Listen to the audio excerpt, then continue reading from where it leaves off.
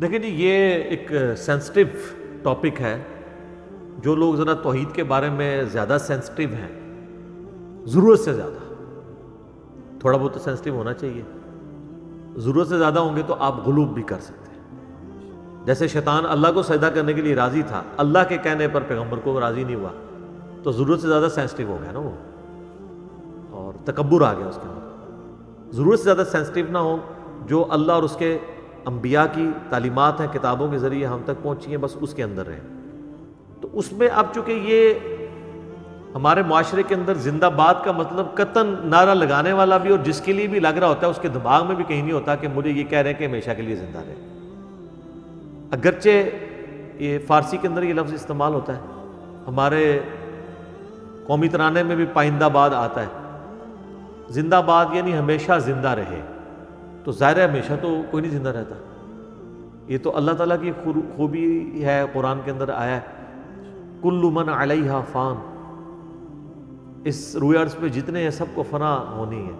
تیرے رب کا نام ہی صرف باقی رہنے والا ہے. سورہ قصص میں ہے تیرے رب کا چہرہ باقی رہے گا، باقی ہر چیز فنا ہو رہے گی، سب کو فنا ہونا ہے. چہرے سے مراد اللہ کی ہستی ہے.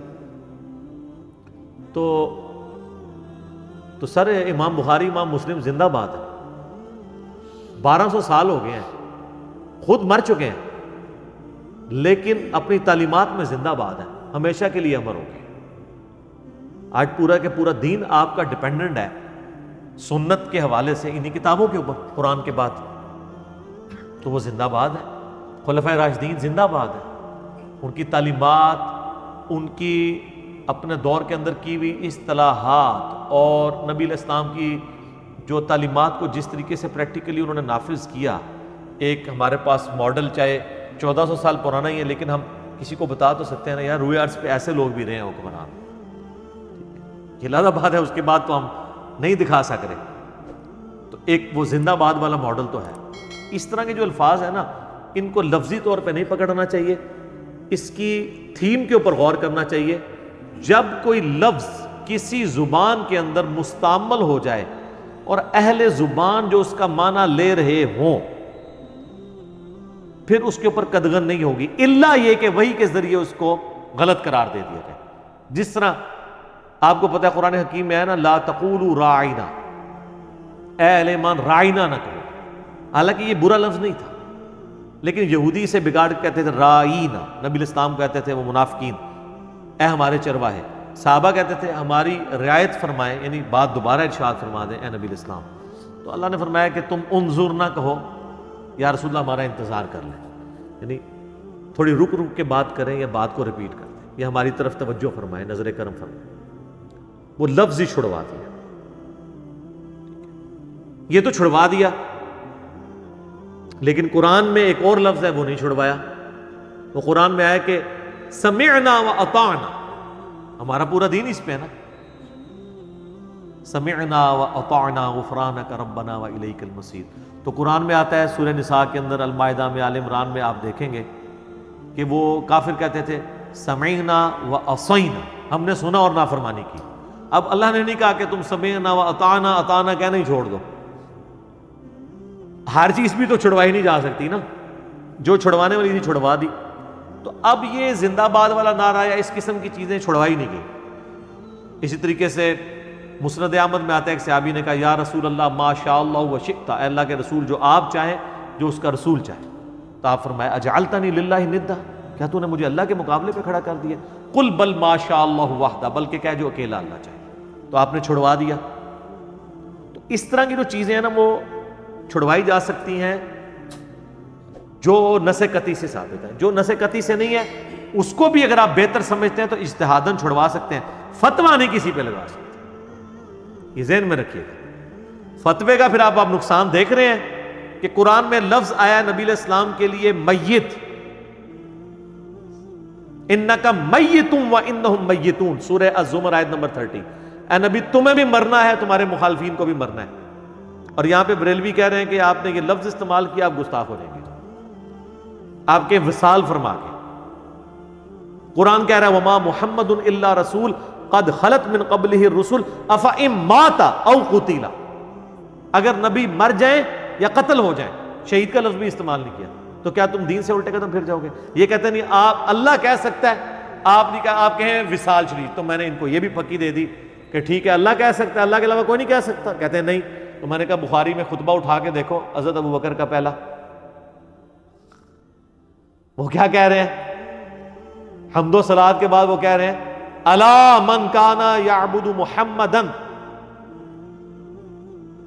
فان محمدا قد مات، آگاہ ہو جاؤ جو محمد کی عبادت کرتا تھا تو محمد علیہ السلام مر چکے. وَمَن يَعْبُدُ اللَّهَ فَإِنَّ اللَّهَ حَيٌّ لَا يَمُوتُ، اور جو اللہ کی عبادت کرتا ہے یا کرے گا وہ جان لے کہ اللہ کو موت نہیں آئے گی. تو حضرت ابوبکر صدیق رضی اللہ تعالیٰ نے تو وہ لفظ خود استعمال کیا، بلکہ اس میں ویلیو ایڈیشن کی کہ فرضی جملے بول دیے کہ تم میں سے اگر کوئی کر رہا ہے نا حضور کی عبادت تو جان لے کہ جو مر جائے اس کی عبادت نہیں ہوتی ہے، اللہ زندہ ہے. کسی نے نہیں کہا کہ حضرت شرک تے ختم ہو چکا ہے اور صحابہ نے تسی مشرک کہہ دیتا ہے، ساڈے تو کوئی عبادت نہیں کرتا، تسی فرضی جملے بول رہے ہو، تسی حضور دی چون چون کے تنقیس لب دے ہو. کہہ سکتے تھے نا، نہیں کہا. ان کو پتا تھا کہ حضرت عیسیٰ ابن مریم کے ماننے والوں نے ان کو خدا بنایا. نبی علیہ السلام نے اپنے جالوں کی تربیت ایسی کی تھی کہ ان کے ساتھی جو ہے نا وہ حضور کی میت کے اوپر توحید بیان کر رہے تھے. یہ رسول اللہ کی کامیابی ہے کہ ان کی وفات کے اوپر توحید بیان ہو رہی ہے. اور حضرت بکر نے پھر یہ ساری آیات تلاوت کی ہیں، انک میت و انہم میتون، سورہ زمر آیت نمبر 30، سورہ آل عمران آیت نمبر 144، وما محمد الا رسول قد خلت من قبلہ الرسل. اپنے بات کی دلیل میں یہ الفاظ استعمال کیے. تو اجتہاداً اگر کوئی شخص سمجھتا ہے کہ یہ لفظ مناسب نہیں ہے، اپنے اوپر ضرور امپلیمنٹ کرے، کسی کو فتویٰ نہ لگائے. اگر وہ کہتا ہے جی میرے نزدیک زندہ باد نہیں کہنا چاہیے، مجھے تو اس سے وہ آتا ہے، تو آپ اپنے اوپر ضرور امپلیمنٹ کریں. جو کہہ رہے ہیں نا اس کو برا نہ کہیں.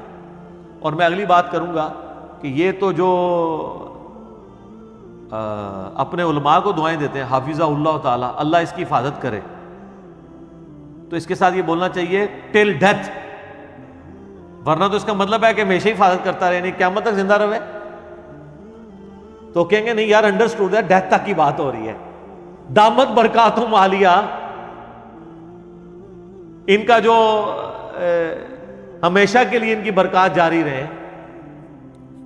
تو کہیں گے نہیں زندگی تو ہمیشہ کی نہیں ہے، علمی برکات تو چل سکتی ہیں نا. ابھی جو لوگ یوٹیوب میں اپنی ویڈیوز ریکارڈ کروا رہے ہیں تو معاملات چل رہے ہیں. آپ ذرا امیجن کریں کہ فکر آخرت کے اوپر جو مولانا طارق جمیل صاحب ویڈیوز امت کو دے گئے ہیں،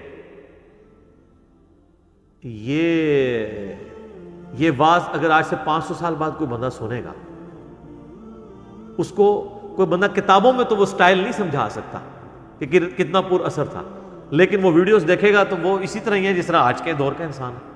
تو یہ اللہ نے ایک اتنا زبردست ہمیں ذریعہ دیا ہے ویڈیوز والا کہ آپ کی صحیح معنوں میں آپ زندہ باد رہ سکتے ہیں.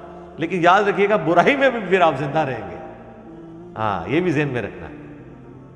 جس طرح آپ اچھائی میں زندہ رہیں گے نا تو برائی میں بھی آپ نے زندہ رہنا ہے. تو مختصر یہ ہے کہ اس طرح کے الفاظ کو یوز کرنا کوئی شرک والا معاملہ نہیں ہے، یہ اللہ کے مقابلے پر نہیں ہو رہے ہوتے ہیں. یہ اس کو اسی فارم میں لیا جائے گا جو مستعمل کسی زبان میں اس کا معنی لیا جاتا ہے. اگر خود کسی نے زبردستی اس کو کچھ اپنا لقمہ اس کے منہ میں ڈالنا ہے، پھر تو آپ کوئی بھی چیز لیں نا وہ تو لوگ آپ کی مخالفت کریں گے. آپ دیکھ لینا کوئی شخص کہنا جی میں نے قرآن ختم کیا آج، لوگ اس پہ فتویٰ لگاتے ہیں جی قرآن تو ختم ہی نہیں ہو سکتا. یار وہ ختم سے مراد یہ کہہ رہا ہے کہ دنیا سے ختم کیا ہے، تو پہلی بات ہے کہ دنیا سے کوئی ختم ہی نہیں کر سکتا، اس پہ کون سا آپ کر رہے ہیں، وہ تو اللہ نے فات کا ذمہ لیا. ختم سے مراد وہ کمپلیٹ، وہ کہتے ہیں نہیں آپ ختم قرآن کی بجائے نا آپ یہ کہا کریں کہ قرآن مکمل ہوا ہے. تو اس میں بھی میں آپ کو پھکی دے دیتا ہوں، قرآن آج مکمل ہوا ہے، قرآن تو 1400 سال پہلے کا مکمل ہوا ہے. آئے ہائے ہائے ہائے، تسی جیڑا جملہ بولو گے نا میں اوڈا وڈا آلو فٹ کرا گا. مکمل بھی نہیں کہہ سکتے، قرآن تو پہلے تو مکمل ہوا ہے، تو ہوں مکمل کیتا ہے قرآن. تو وہ کہیں گے نہیں کہنے کا مطلب یہ نہیں. تو سر ختم قرآن والے کا بھی کوئی ایسا مطلب نہیں ہوتا کہ قرآن ختم ہو گیا ہے. ٹھیک ہے نا جی. تکمیل قرآن، تو تکمیل تو سر 1400 سال پہلے ہو چکی ہوئی ہے. آپ نے کون سی تکمیل قرآن کی ہے؟ آپ تو اس کا مطلب ختم نبوت کو نہیں مانتے. اگے پھر قرآن فٹ کرو نا بے شمار. تو یہ الفاظ کی جو جنگیں ہیں نا ان سے باہر نکلیں. جو ریناؤنڈ مستعمل الفاظ معاشرے کے اندر چل رہے ہیں اس کی بنیاد کے اوپر آپ جو ہے نا عقائد و نظریات. ٹھیک ہوگا.